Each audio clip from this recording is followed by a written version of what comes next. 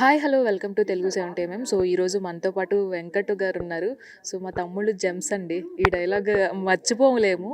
So Chiranjeevi గారితో act చేశారు. మంచి మంచి క్యారెక్టర్స్ ఇవన్నీ కూడా చేసిన వెంకట్ గారు ఈరోజు ఇక్కడ కోబలి అనే వెబ్ సిరీస్లో ఒక మంచి ఎండింగ్లో అయితే కనిపించారు. సో అసలు ఏంటి ఈ పాత్ర ఎలా ఉండబోతుంది, సీజన్ 2కి ఈయన ఎందుకు భాగమయ్యారు, ఇవన్నీ అడిగి తెలుసుకుందాం. హలో అండి. హలో అండి. నిజంగా ఊహించలేదు, ట్విస్ట్ ఇచ్చారు లాస్ట్లో వచ్చి. సో కోబలికి రీచ్ అయినప్పుడు డైరెక్టర్ ఏమో కొత్తవారు, టోటల్ టీం అంతా కొత్త టీము. సో మీకేమనిపించింది ఈ క్యారెక్టర్ అప్రోచ్ అయ్యి?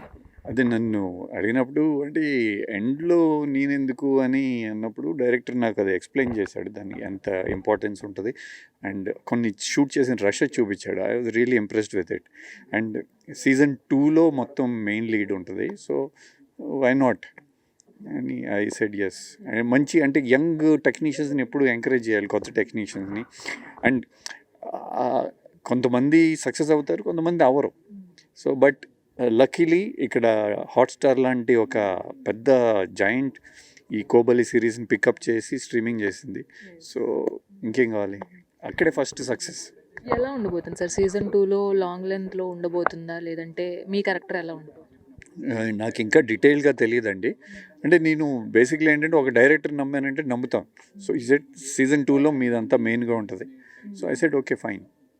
చిరంజీవి గారితో కానీ జగపతి బాబు గారితో కానీ చాలా మంచి క్యారెక్టర్స్ చేశారు మీరు.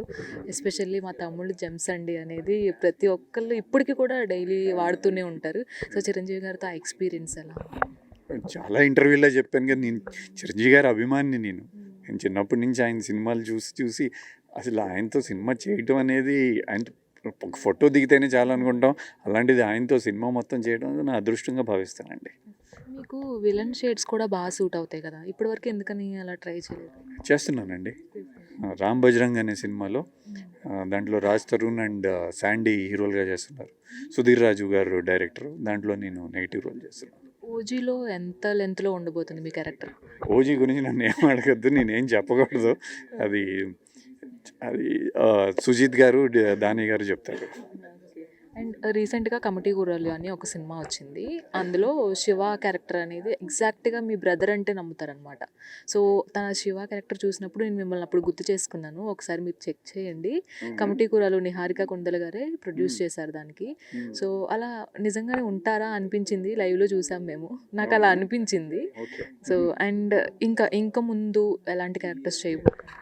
నాది సోలో హీరోగా హరుడు అనే సినిమా రెడీ అవుతుందండి. అది మోస్ట్లీ నెక్స్ట్ మంత్ మార్చ్కి రిలీజ్ ప్లానింగ్ చేస్తున్నాం. షూటింగ్ మొత్తం కంప్లీట్ అయ్యి పోస్ట్ ప్రొడక్షన్ కూడా 60-70% అయిపోయింది.